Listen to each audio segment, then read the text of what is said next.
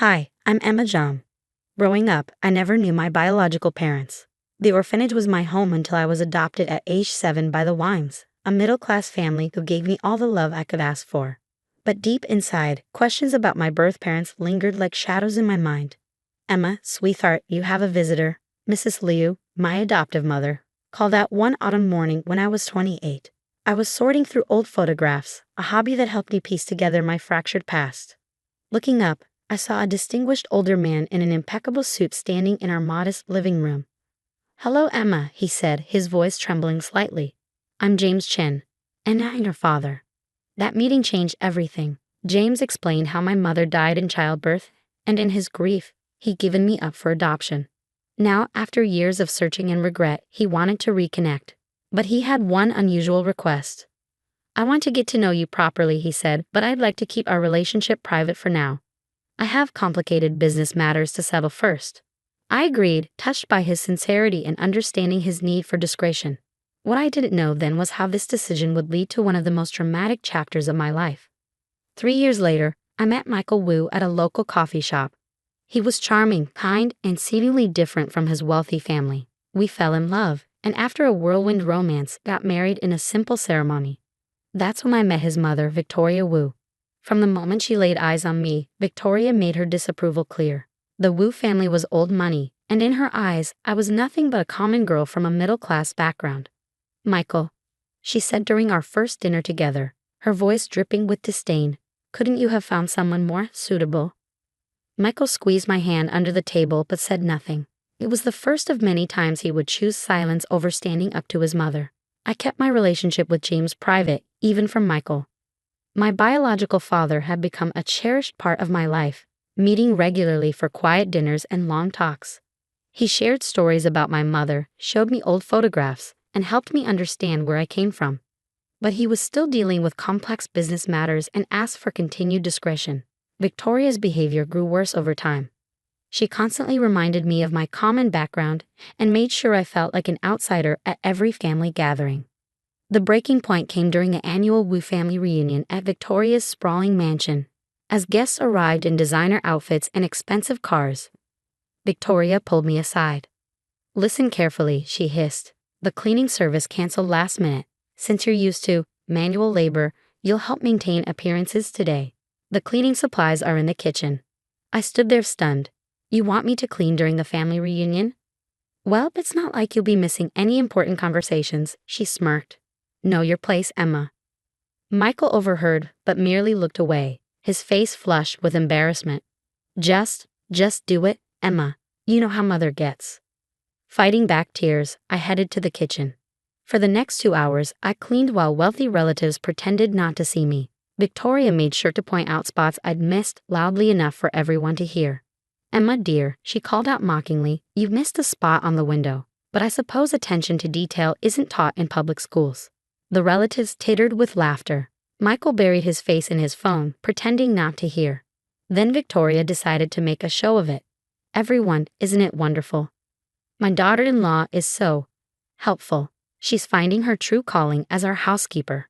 More laughter echoed through the mansion. I gripped the cleaning cloth tightly, fighting back tears. That's when the doorbell rang. Victoria's face lit up. "Oh, that must be James Chen. I've been trying to get him to attend our gatherings for years." The room buzzed with excitement. James Chen was one of the city's most prominent businessmen, known for his billions but rarely seen in public. Victoria rushed to open the door herself. "Mr. Chen, what an honor to..." Her voice trailed off as James walked in, his eyes scanning the room until they found me, still holding the cleaning supplies. "Emma," he said, his voice tight with controlled anger. "What's going on here?" Victoria looked between us, confused. "Oh, you know my daughter-in-law?" "Know her." James's voice could have frozen fire. "She's my daughter." The silence that fell over the room was absolute. Victoria's face drained of color. "Your daughter," she whispered. "Yes," James said, walking over to me. "My only child and heir to everything I've built. And I'd like to know why she's being treated like a servant in your home." Victoria stammered. We didn't. I've been watching," James continued, his voice growing harder. "Watching how you've treated my daughter for months. I wanted to see your true character, Victoria, and you show it quite clearly. Michael finally found his voice. Mr. Chen, I had no idea Emma was your daughter. Would it have mattered? James cut him off. Would you have stood up for your wife if you didn't know her father was wealthy? Should that make any difference?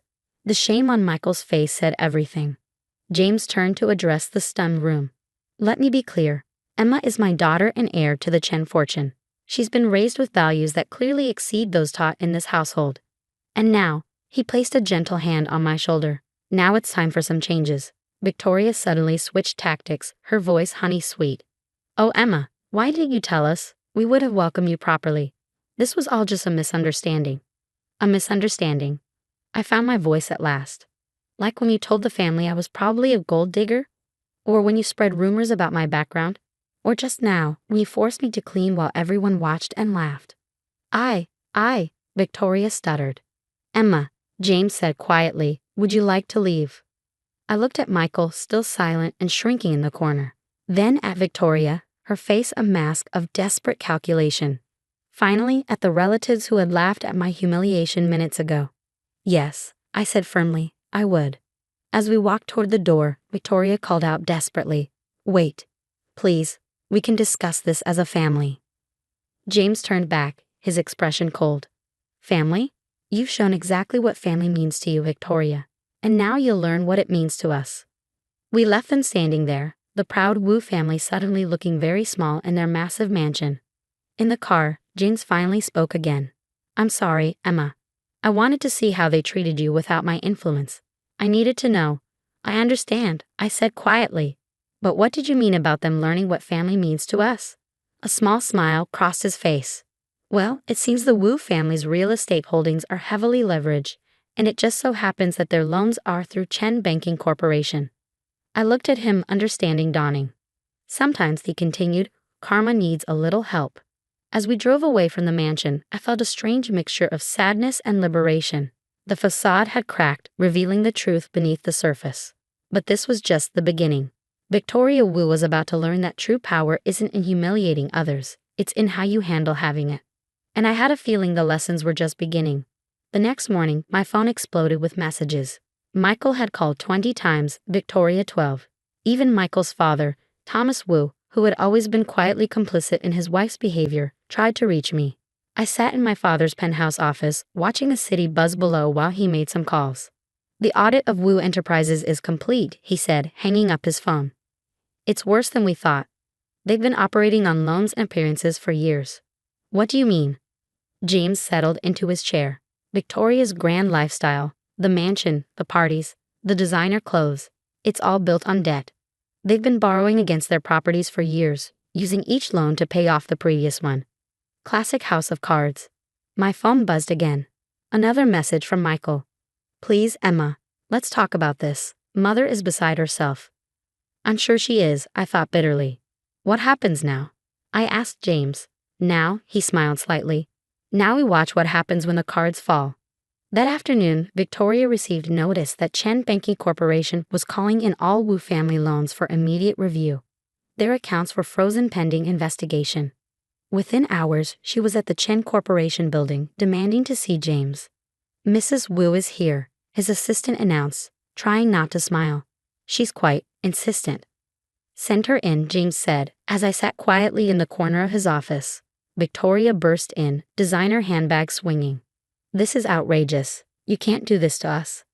Actually, James replied calmly, I can and I am. Please, sit down. I will not. How dare you freeze our accounts? Do you know who we are? Yes, I spoke up from my corner. You're the woman who made her daughter-in-law clean her mansion during a family gathering. Victoria whirled around, face paling when she saw me. Emma, I was just coming to apologize about that unfortunate misunderstanding. Unfortunate misunderstanding? James's voice was steel. Let's review some other misunderstandings, shall we? He opened a folder on his desk. Last Christmas, you told Emma she couldn't join the family vacation because, quote, servants should know their place. At Michael's birthday, you seated her in the kitchen with the staff. When she was sick last month, you told Michael he should have married someone with better breeding. Victoria sank into a chair, her bravado deflating. How did you? I had people watching, James said simply. Documenting everything. You see, Victoria, When I found my daughter after 21 years, I wanted to know exactly what kind of family she had married into. We can work this out," Victoria stammered. "The Wu family has been respected for generations." "Respected?" I cut in. "Or feared?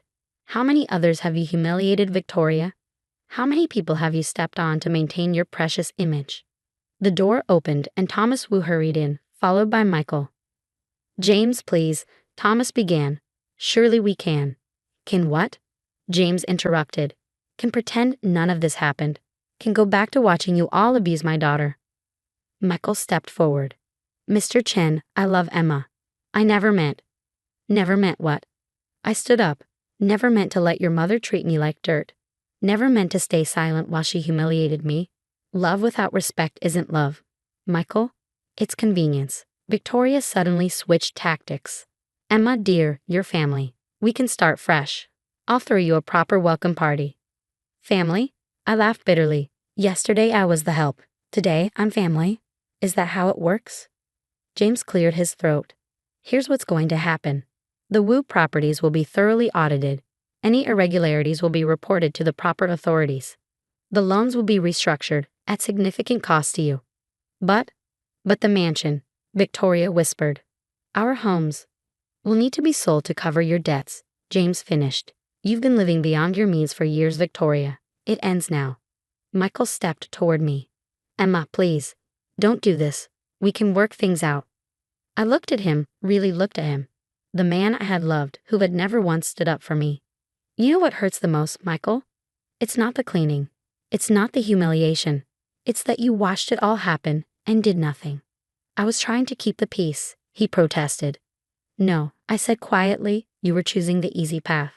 And now you can keep choosing it, right through our divorce." Victoria let out a small shriek. "Divorce? You can't." "Actually," James interjected, "she can and she will. And given the prenuptial agreement Michael signed, he has no claim to any Chen family assets." Thomas finally spoke up. "This will ruin us." "No," I said firmly. "Your choices ruined you. This is just the bill coming due." Over the next few weeks, the Wu family's carefully constructed facade crumbled. The mansion went on the market. Victoria's designer clothes and jewelry were sold to cover debts. The truth about their financial house of cards became public knowledge. Michael sent me one final message. "I'm sorry I wasn't stronger. You deserve better." At least he finally got something right. 6 months later, I stood in my father's office again, but this time I wasn't watching the city below. I was reviewing plans for the Emma Chen Foundation, a new organization dedicated to supporting adopted children and their families. "The first center opens next month," I told James. "We'll provide counseling, educational support, and resources for families." He smiled proudly. "Your mother would have loved this." I heard Victoria Wu now works as a real estate agent, selling the same kind of luxury homes she once owned. Michael moved to another city to start fresh. Their mansion was converted into a community center, funded by the Emma Chen Foundation. Sometimes I drive past it on my way to work. The gardens where I once held cleaning supplies now host children's playgroups. The grand dining room where I was humiliated is a classroom where kids learn to code. James comes with me sometimes, watching as I teach coding classes to adopted children. "You know," he said recently, "revenge is usually empty. But what you've done here, turning pain into purpose, that's real power." I looked at the children in my classroom, each one carrying their own stories of belonging and searching. "The West thought power meant putting others down," I replied. "But real power is lifting others up." Last week, I received an invitation to a Wu family gathering. Apparently, they're trying to rebuild their social connections. On the same day, I was also invited to speak at a national adoption advocacy conference. I sent my regrets to the Wus. Some chains don't need to be maintained. Standing at the conference podium, sharing my story with hundreds of families, I finally understood. Sometimes life's greatest gifts come wrapped in its deepest wounds. The pain of rejection led me to my true path. The search for belonging helped me create a place where others could belong. And that mansion? It's not just a building anymore. It's a symbol of transformation, proof that even the grandest monuments to cruelty can become sanctuaries of hope. As for Victoria, well, I heard she recently showed a house to one of my foundation's board members. Apparently, she didn't recognize him. He said she kept talking about how she used to move in much higher circles. Some people never learn, but their lessons can teach us all. Looking back, I realized that true family isn't about mansions or money or maintaining appearances. It's about love that lifts, courage that transforms, and hearts that grow bigger through breaking. The sun sets over my foundation's community center, the former Wu Mansion, painting its windows gold. Inside, children laugh and learn. Families find support, and hope grows like the gardens Victoria once prized. Tomorrow brings new challenges, new stories, new opportunities to transform pain into purpose. But tonight, I'm at peace. Because sometimes the best revenge isn't about getting even. It's about getting better. And that's a lesson worth cleaning any mansion to learn.